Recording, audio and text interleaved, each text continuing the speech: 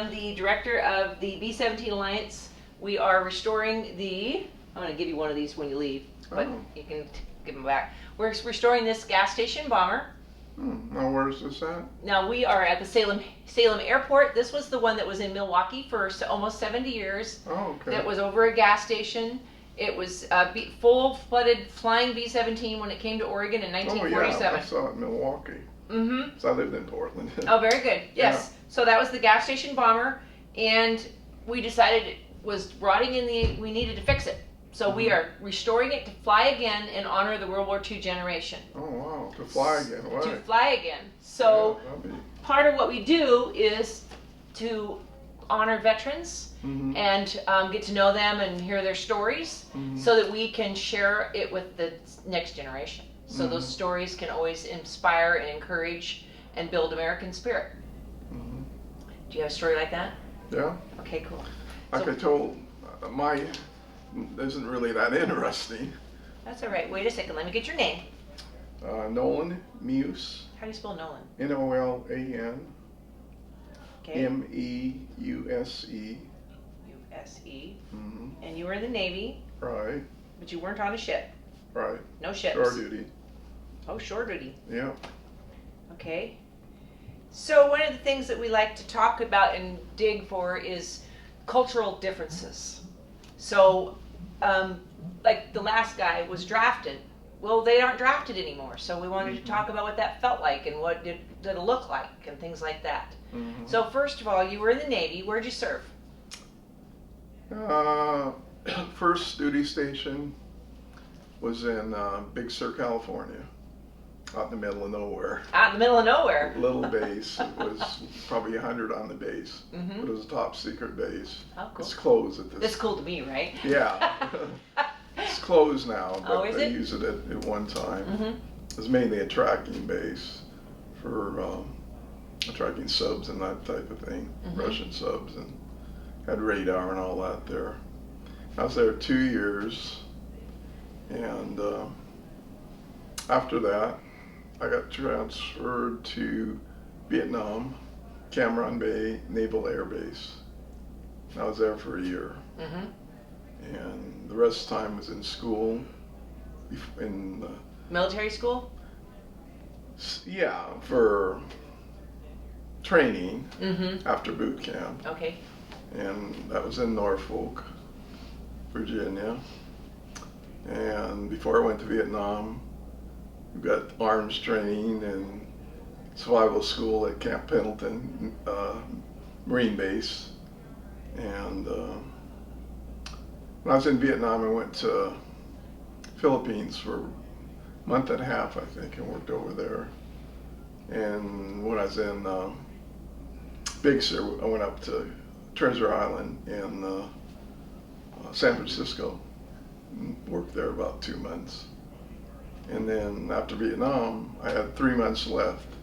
So they let me out early, went to Seattle, got out there and got out of the Navy. And probably I wouldn't have, the draft too, I probably wouldn't have joined maybe. Oh, if you hadn't been drafted? Yeah, I was probably going to go to college right after high school. But I decided to, sign up for the Navy and went down and did that. And it's probably about 4 months after I graduated, I went, in to school or boot camp. Okay. Yeah. So you did you pursue that education? It sounds like you were in training a lot. You mean what I did in the military? Yeah. No. They just thought you were talented and just kept putting you in classes? Yeah, they did that to a lot of guys, really. They sent us to school to learn different trades and different things. And I was in communications, voice command and teletypes, that type of thing. Gotcha. They use teletypes. I probably don't anymore. Do you know Morse code? I did at one time. Yeah. We really didn't use it that much, but yeah. Yeah. And, so let's go back to California. You were at a top secret place. Can you tell us about that now? Probably probably shouldn't. I'm not sure how much I can tell. Okay. Yeah. All right. What was your job there? Worked in the communications shack Mm-hmm. and just mainly operating teletypes, sending messages, receiving messages. Were you making sure that there was nobody being like watching cameras and things like that as well? Not really. Mhm. Okay, so no security like that. My nephew was a communications guy, and that was what he had to do where he was stationed in Alaska. Uh-huh. So he was watching TVs all the time and managing the people watching for security. Right. No, so they probably have somebody else do that. Yeah, Mhm. this is mainly just, sending messages and receiving and that type of thing. Okay. A lot of top secret messages, that type of thing, yeah. Okay. That sounds, was it kind of fun to be able to have top secret stuff? Yeah. You had secrets nobody else could have. Right, and I had a Mhm. pretty good security clearance to do that, but yeah. Mhm. So you have to be pretty trustworthy to do that.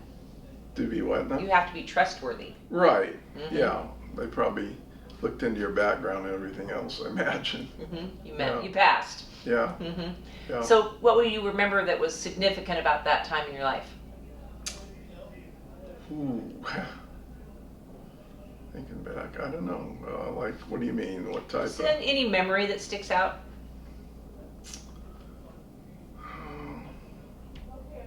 I know I had a good time down there. It's a beautiful area to Mhm. be stationed at. Mhm. Carmel, Big Sur, Monterey. Oh my goodness, yes, it's Yeah, gorgeous there. Yeah, hmm and as far as work, not a lot sticks out really now. It just every day, same type of thing. Did your military education help your life later? No, not really. What'd you go on to do? Well, I didn't work that long because I went in the service. I was paralyzed at 32. Oh, okay. So and then I was in the Navy 4 years, so I didn't work that many years actually. So you were paralyzed while you were serving? No. No. After I get out. After you got out. Yeah, a few years after I got out, but and it was, as far as I'm concerned, probably caused by Agent Orange. I was around that, and I turned in a claim, which they're still working on. Wow. But They're still working on it since well, you were I 33? just did it here. Oh, good. Because at first they wouldn't accept a lot of stuff, Uh-huh. that they found out a cause later on, which I read about. Mhm. So far they haven't approved it. They said it was too long between I got out of the service and when that happened. So what was your experience with the Agent Orange? Where I was, they sprayed that stuff all over the place, kill out the weeds and all that type of thing. Because we were at an air base and you couldn't have any of that around. It probably got in the water supply and everything. So the Agent Orange, tell us about why is that so significant? They talk about it all the time, but I don't think the regular civilian population understands what it's about. Well, what it is it just kills all. You spray it like now they have weed killer, that type of thing. They would spray all the foliage around there, so it was clear. Enemies couldn't hide in that, and that's basically what it was used for. So it was a war tactic, but not specifically. Mm-hmm. It cleared the area. Right. Because there's so much jungle. Right. Gotcha. Right. Yeah. And of course, afterwards, what they should have known that it wasn't good for human beings to. Right. You would think If it's killing things. Yeah. If it kills things. Shouldn't we be wearing gas masks or something? Yeah. Some of the guys, they sprayed it all over them and everything else. That were out in the jungle. Oh wow. They'd come soaked in that stuff, but yeah. So. Hmm. But, So that's what the big deal is. Yeah. Right. Mm-hmm. Yeah. So were you sprayed by it, or just? Oh no. Mhm. No, I was on the base there, so Mhm. didn't really. We used to get hit probably twice a month or twice a week. Rockets, which they were trying to hit the planes, and they'd shoot into the base. Rockets of Agent Orange? No. Okay. No. Just explosions, and that would happen 2-3 times a week. Or they tried to get in the base, which they never did when I was there. but at night she's shooting all over outside, tracer bullets and all this, and so. That was in Vietnam. Yeah, right. So you said you were on shore duty. What's that look like? Well, you're not in a plane. You're not in the boat. So are you preparing things to go on the boat? No, it was just a base on shore. All right. So you're Yeah. protecting the base. You're doing the work of the base. The work of the base, right. Yes. That wasn't my job to protect it, but. You see, I've never been in the military. Mm-hmm. And that's the kind of person I want to educate. Yeah. I want them to understand what goes on and why and what could be better, what's memorable. Yeah, they have soldiers that patrol around the base that supposed to keep it safe, and then we just work and do our job, in communications, working the telepipes. And we over there we talked to planes. I was in Fleet Air Wing 1. They would send out messages and type of thing. We'd send back and voice commands, that type of thing. They're out in patrols and so. So are you generating messages from commanders and connecting them? Well, mainly what they were out there, surveillance planes, and they would send messages, of that type to us. And where they went after that, I don't know. You're just doing your job, right? Right, yeah. All right. I didn't read them that much, I really wasn't interested. So Mike says you got a story. What's that? Mike says you have a story. Yeah. Is there a story you want to tell me? A story? Do you have a military story that you wanted to share? Oh man, he didn't say that. Yeah. Like, what type of story would it be? Did you meet a girl while you were in the military? Did I what now? Did you meet a girl there? Not really. Yeah. No. Did you? Around where we, like in Vietnam, of course. At that time, we couldn't go into town at all. It was too dangerous. That was, 68 and 69. That was probably the biggest buildup we had over there. So it was too dangerous to go in town. So mainly it's stuck on base. So, but yeah, I can't think of, that's what I told Mike. My service wasn't that interesting.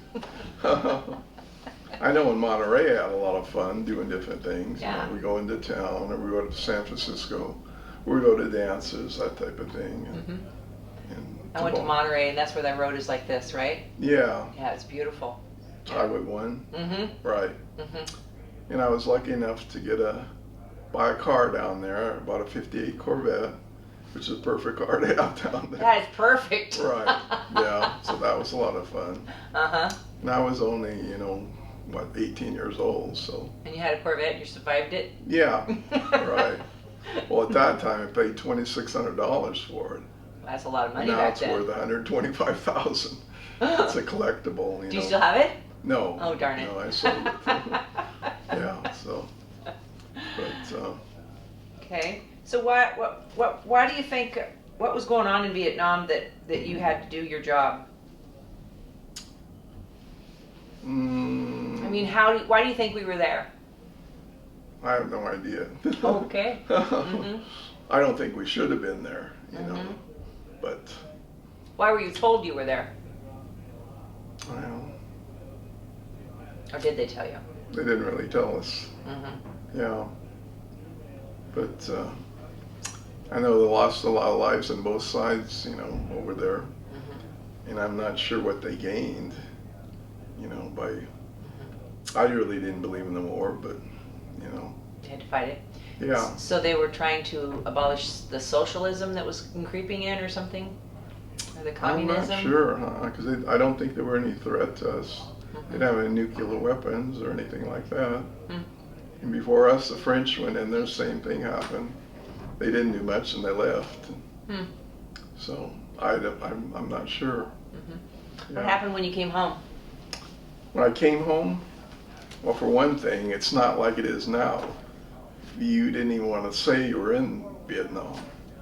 Now everybody can, thanks for your service, all that type of thing. Mm-hmm. You didn't see that back then, at least when I got out. Yeah. Yeah, that was 69. Yeah, so that's changed a lot. Yeah. I mean, all the support and everything you get here in town and every place you go. Mm-hmm. The Dallas the same way. So I think people are remorseful for having treated the Vietnam vets the way they did. right, because it wasn't our fault. Right. I can see Mm-hmm. if they're upset, but be upset at the government, not Right. the troops. Right. It was a moment in time that Right. we made some mistakes. I wasn't a draft dodger, went to Canada or whatever. Right. Right. The last guy was telling me that some of the guys that didn't want to enlist, who really would have preferred to be a draft dodger, Mm-hmm. were put in clerical jobs. Mm-hmm. Did you see any of that?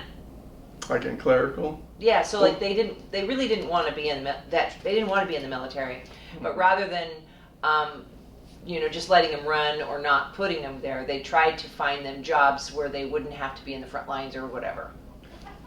That I'm not sure, because that's basically what I did too, but I didn't ask for it. Mm-hmm. That's just where they put me. So I'm not positive about that. Did they question you when you were going through the first few days of service? Like what? Did they just ask you questions about your personality and you? Probably. I can't remember back then. Mm-hmm. How'd you get into communications? I guess they thought I did well in that. Mm-hmm. You take tests, they see what you're good at, Mm-hmm. and I think that's how they placed me. Gotcha. Yeah, Mm-hmm. I didn't actually ask, Mm-hmm. They just matched your talent. Right, Mm-hmm. right, yeah, Okay. yeah. So we are restoring a B-17. This is another shot of it, sitting next to a flying B-17. Mm-hmm. And we are using this opportunity to exemplify the World War II generation and how we pulled together as a nation and how we had good character and we were truthful, or we would like to remember that we were truthful. Mm-hmm. And we're trying to remember good things that we can learn from to inspire people to be better Americans. So what's your thoughts on that? Do you think that's important? Yeah, for sure. Why? Well, everybody should be a better American. Right? I think so. Right. Yeah. I mean, it's my goal. I've been interviewing veterans for about 20 years, Mm-hmm. and it's not something that I was always patriotic. I always believed in our country and was proud that I lived here. But as I've learned the veterans' stories, and some of them the tragic stories, Mm-hmm. have really helped me to grow in my patriotism and understand the salute of the flag and to be proud of it. And Right. to the sacrifices that have been made, so I can be here sitting here with you today. Right. That I can go to church on Sunday and not be in fear of my life. Mm-hmm. I can do the things that I want to go. I can go shopping. I can do whatever I want to do. I can do it Right. in a free country. Yeah. And I am grateful for that. Right. And the veterans, whether you fought in the front lines, whether you did whatever, you served our country so that our country appears stronger. Yeah. And probably the guys in World War II would be in Korea would be more interesting because the war was completely different than Vietnam. Well, I don't think you should feel bad about what you did, though, because I think there was a lot of good that came out of it. Yeah. There were people who were saved Mm-hmm. because of what we did. Right. I've heard stories of Vietnam children Mm-hmm. who were able to get out of there alive. Oh yeah. But it wasn't quite like World War II or Korea. No. Like, they wanted to take the country over. Right. Right. We're fighting two people, Right. And unfortunately, I'm not a historian, so that's why I have to ask these silly questions, and sometimes I just take it to my advantage, because that's how I want to learn. I want to learn from the people who are actually there. Mm-hmm. And then I can help as we go and do exhibits or videos. Then we'll dig and find what the history books say too, Mm-hmm. and correlate them together. Right, right, So that we have, straight from the horse's mouth and the history book right. joined. Yeah. I get it. Okay, cool. Mm-hmm. I guess that's all then. Unless you got Okay. something else you want to share with me. I can't think of much. Like I say, my service wasn't that interesting compared to some of the guys. were on the front lines over there. Mm-hmm. But that's where they put me. So That's what you got to do, Yeah. and you came back alive. right, That's a good thing. that's Mhm. a good thing. Mhm. Right, yeah, And thank God you didn't get sprayed with Agent Orange. yeah. Wow, I mean, like what you said, that was pretty amazing. And thank you for sharing that, Uh-huh. because I get stuff that I'm supposed to read, and it's 4 pages long, and usually I speed read it, so it's Mhm. much easier for me to just hear it from somebody like you Right. to be able to retain that information, Mm-hmm. and I appreciate that. Yeah, and I can imagine the guys, what they went through in the front lines. It was bad enough just, getting rocket attacks in the middle of the night. We're sleeping. We got to jump up, go out in the bunker, Mm-hmm. There's rockets coming in. And so I can imagine what they Yeah. went through on the front lines. Yeah, so that was sort of being like in a MASH unit, Mm-hmm. Right, Mm-hmm. right. Yeah. About the same type of thing. Mm-hmm. Yeah. Do you have bad memories? Well, at first I had dreams at night. You'd wake up in the middle of the night. And, Uh-huh. Loud noises scare you? yeah, Mhm. something like that, right. Mm-hmm. But, yeah, you're sound asleep and you hear this boom, boom going off in the middle of the night, right next to the base and right next to your the buildings there. And then we'd have to go out and get in the bunkers, which there's snakes in there, so you don't know. It's That's dark. not exactly a good What's idea. worse, getting hit by a rocket or getting bit by a snake? Right, and in Vietnam they're probably poisonous snakes too. Yeah, Mhm. right. So, so for a while, when I first came back, and at night I'd wake up, and, Mhm. yeah, so. Well, I'm glad you got over it. Right, Mhm. yeah. Good. Yeah, so, Okay, well, very good. okay, I guess you're off the hook then. okay. Sorry, it was a little. Oh no, you're aggressive. great. I appreciate what you told us. That's Yeah, wonderful. sure. We got more information about Agent Orange than I hadn't got before, so that was good. Yeah, because that affected a lot of different ways, cancer and different things. Yeah. And as it goes along, they find more things that. Well, and it's interesting too. I mean, they're not. Some people aren't getting relief until now Mm-hmm. because they've gone through life being ill, and now they're finally discovering that that's what caused it. Well, like in my case, Mhm. they didn't know at first, but now that's possible. Mm-hmm. That caused so many different things. Mm-hmm. And like you say, now they're just learning about all that. So. Yeah, it's interesting though that they didn't think about, hey, we're killing the plants. Yeah. Yeah, because I was the healthiest person. I didn't get colds, sicks, flu, or anything. Just get something like this all of a Mhm. sudden. Just started in my feet, numbness, and kind of worked its way up. And, So you don't have a memorable moment, huh? Something that somebody did that was goofy or funny or anything? oh boy, memorable moment. It's hard to remember back there that many years ago. Probably wake up tonight and think of it. Yeah, probably will. Yeah, I remember little things we did. I remember it's coming up 50 years that we walked on the moon.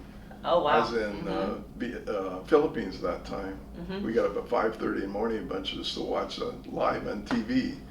That's cool. Yeah, That was a big deal. yeah. That was a the big- first time? Yeah, And that was in 53, you say? 50 years ago. Mm-hmm. Oh, 50 years 20th ago. of this year would be 50 Mhm. years. Nice. I think of things like that when I Mhm. saw it on TV where I was at that time. Mm-hmm. In the Philippines, in Manila, and getting up with all the guys to watch it on TV. So stuff like that, yeah. That's really cool. I was in 3rd grade at Westside Elementary, and they put it on this little black and white TV in the middle of the Library Resource Center. Mm-hmm. And we all stopped and went and watched it. Yeah, that was something. And amazing, right? It's just Yeah. like September 11th. You know exactly where you were. Yeah, Mm-hmm. for sure. Yeah. All right. Okay. Thank you very much. Uh huh.